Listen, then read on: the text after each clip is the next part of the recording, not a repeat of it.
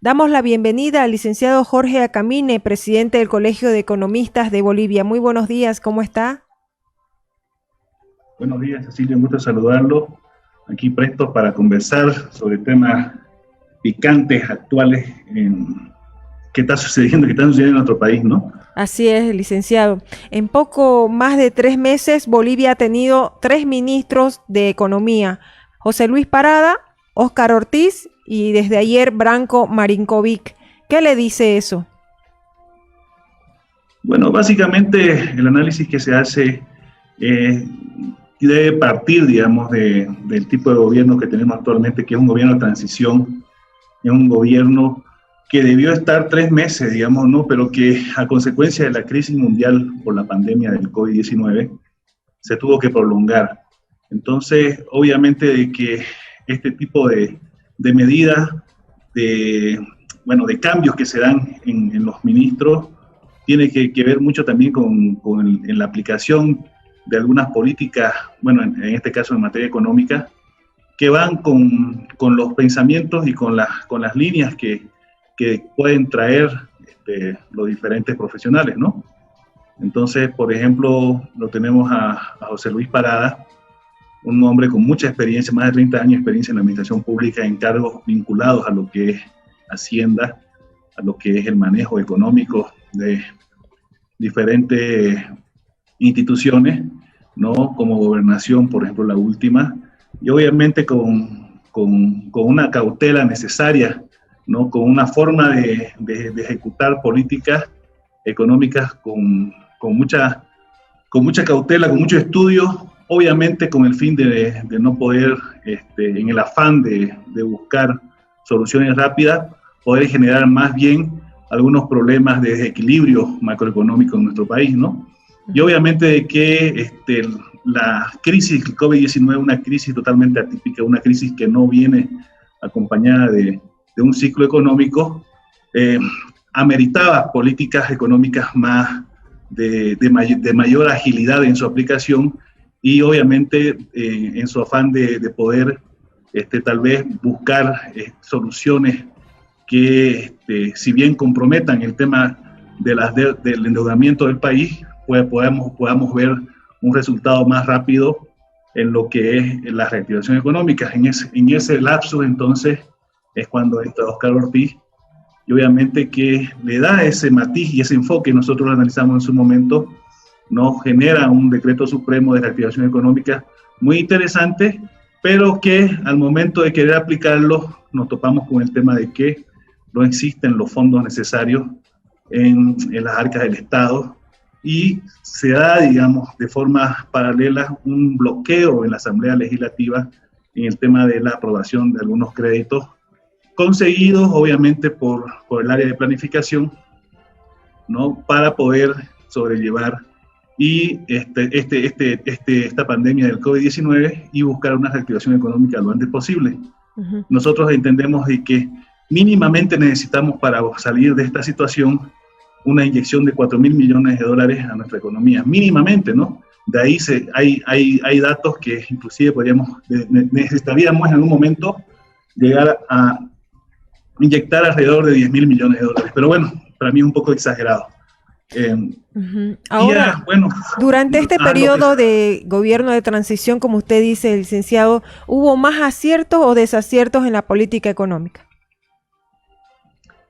En realidad, el tema de este periodo de transición mezclado con pandemia COVID-19, al igual que en todo el mundo, ya se buscaron medidas ajustadas acorde a la realidad de los diferentes países. En el caso de nosotros, ¿no? Nos tocó afrontar una crisis COVID-19, fíjense, con indicadores macroeconómicos de verdad complicados a comienzo de año sin crisis, ¿no? Imagínense, sin crisis estábamos pensando cerrar con un déficit fiscal del 6.2%. Entonces, obviamente que eso desde el punto de vista económico no es bueno. Ahora, con crisis, estamos esperando no sobrepasar el 12.6%. Entonces, el tema de los aciertos o desaciertos, de repente es muy subjetivo hablar de que se equivocaron. De repente sí, pero no nos olvidemos que en los últimos 100 años no ha existido una crisis parecida a la que estamos viviendo en el mundo. Entonces, como quien dice, son experimentos que se dan. Lo que hay que tener la capacidad es poder corregir y cambiar la normativa al momento que nos demos cuenta de que no están funcionando. Porque si nosotros analizamos, las medidas o políticas tienen que ser en el inmediato plazo. Sé que no existe este término, pero para que entendamos, el inmediato plazo quiere decir que yo lanzo una medida y en 2 semanas tendría que estar funcionando. Y eso de verdad lo hace complejo y difícil de poder analizar o medir el impacto de las políticas económicas. Generalmente, la política monetaria, por ejemplo, el impacto tarda 3 semanas a 1 mes en el mejor de los tiempos. No, el impacto de las políticas fiscales tardan más de alrededor de entre 2 y 3 meses y más de repente en poder tener, palpar o poder percibir de que ha tenido éxito o no la medida. Sin embargo, sí podemos decir de que si bien se han lanzado algunas medidas en política económica, más que todo en el tema de la colocación de préstamos blandos para la reactivación económica, estos en la primera fase no tuvieron el efecto esperado porque hubieron el tema de los requisitos en los bancos. En la segunda fase se planteó, digamos, un crédito del 3% más el tema de requisitos blandos, ¿no? Que al fin y al cabo se vieron limitados, ¿no? Porque obviamente una buena idea fue de que estos créditos vayan a apoyar a la producción nacional, pero la producción nacional es limitada. Entonces, de repente, lo que se debería pensar hoy en día es que está bien que apoyemos la producción nacional, pero lo que necesitamos es reactivación económica. Entonces, no deberíamos dejar de lado, por ejemplo, ¿no?, el comercio con el mundo. ¿Qué quiero decir? Que deberíamos pensar también que estos créditos sirvan para poder, en cierta forma, realizar importaciones para, obviamente, potenciar el sector de comercio en nuestro país. Es un ejemplo, ¿no? Claro, y que las importaciones incluso han bajado, ¿no? Sí, el comercio exterior boliviano se ha visto afectado y la verdad que las importaciones han bajado como nuestras exportaciones también. El tema de la balanza comercial, si bien hemos tenido un déficit pero muy bajo, no, eso en cierta forma la situación de pandemia ha sido favorable para nuestro comercio exterior desde el punto de vista de saldos, obviamente. Pero ya se ve, digamos, de acuerdo a los datos del INE, de que se está dando la recuperación en las exportaciones, pero también en las importaciones, ¿no? Es importante entender que el nuevo contexto que estamos viviendo en la economía, no podemos no pensar en el mundo. Entonces, dentro de las políticas económicas tiene que estar el tema del comercio exterior, tenemos que potenciar, si bien medio que lo vemos como que te puede complicar las importaciones, pero desde mi punto de vista, si vos decís comercio exterior, estás hablando obviamente de exportaciones e importaciones. No podés solamente pensar potenciar exportaciones y limitar las importaciones. Ahora, eso obviamente en el corto plazo.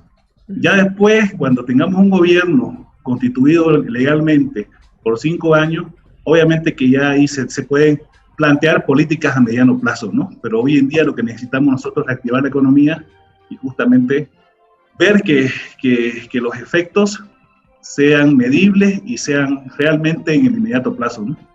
Ahora, la renuncia de la presidenta Yanine Áñez a su candidatura ha destapado y profundizó tal vez las diferencias internas en el poder. ¿Esto de alguna manera puede seguir incidiendo en lo que resta de este gobierno transitorio?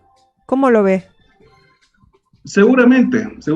Yo trato de no hablar mucho de temas políticos, pero no necesitas ser un experto ni haber estudiado 5 años para darte cuenta de que existe una fuerte pugna, ¿no?, dentro del Poder Ejecutivo, y lo lamentable es que sale a esto a la luz pública. Deberían, yo creo, dejar sus diferencias o manejarlas de forma interna, y lo que puedo decir de una forma bien objetiva es que la presidenta define quién es su ministro y quién no. Entonces, Lamentablemente, el señor Óscar Ortiz fue destituido, o si renunció, debía irse y por el bien del país no hacer el tipo de comentarios o los lloriqueos que hemos visto.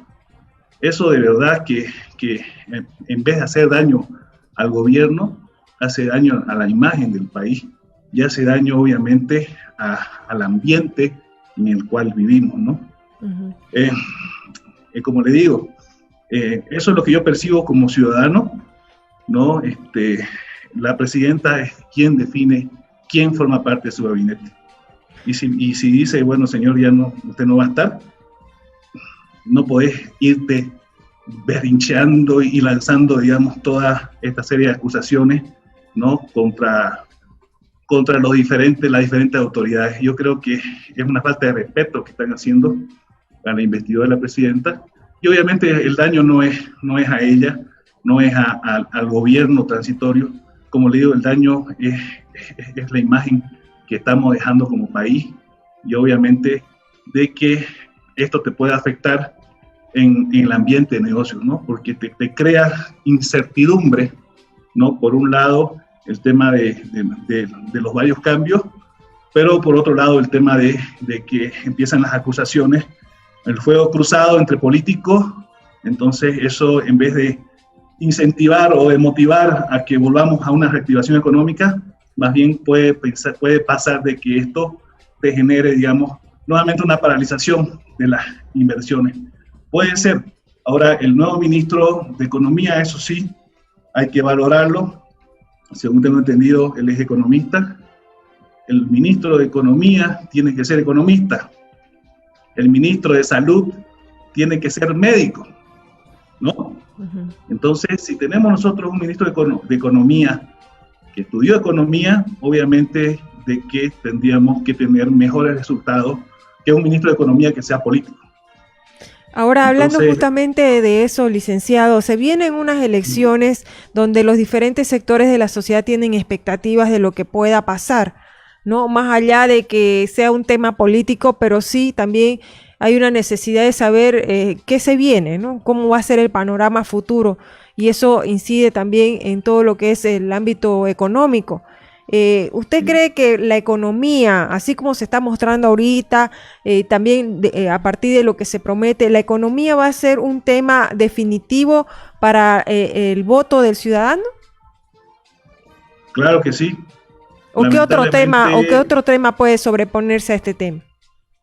Debería ser así. Por mucho tiempo lo político se sobrepuso a lo económico, ¿no? No habría que negar de repente algunos resultados interesantes que se tuvo con el anterior gobierno en materia económica, pero obviamente no es porque sean genios o porque ellos tenían la fórmula secreta. El anterior gobierno tuvo éxito en temas económicos simplemente porque hubo un boom en los precios de materias primas en el mundo. Entonces esto ayudó mucho a la gestión anterior. Generó un modelo económico que tiene su denominación, el modelo económico del MAS, podemos llamarlo ahorita, ¿ya? Que fue exitoso obviamente en tiempos de mayores ingresos, pero que mostró sus peores falencias al momento de que los precios internacionales de las materias primas cayeron. Y esto obviamente que tocó fondo en 2019 justamente con la crisis y la salida de Evo Morales, ¿no? El tema de lo económico hoy en día, en el nuevo gobierno en el que se venga, ¿no? Tiene que estar pensado en generar la reactivación económica. No podemos entrar a un nuevo gobierno pensando ya en las próximas elecciones como estábamos acostumbrados. Tiene que ser un gobierno con mucha gente capacitada técnica, ¿no? Con mucha gente que maneje bien lo que es la economía, con mucha gente que maneje también el tema social. La economía en realidad no solamente ve números, no solamente ve aspectos de las empresariales, ¿no? o aspectos estatales en la cuestión de manejo estatal, sino que también ve la parte social. Esa es la ventaja que tiene y la diferencia que tiene el economista con otros profesionales de ciencia económica. Nosotros somos parte de las ciencias sociales también. Entonces, no solamente debo generar un mayor ingreso, disminuir costos, sino también tengo que ver el impacto que va a haber en la sociedad. y justamente parte de eso, un indicador muy importante es el empleo. El empleo te ayuda a analizar, obviamente, tu crecimiento económico, ¿no?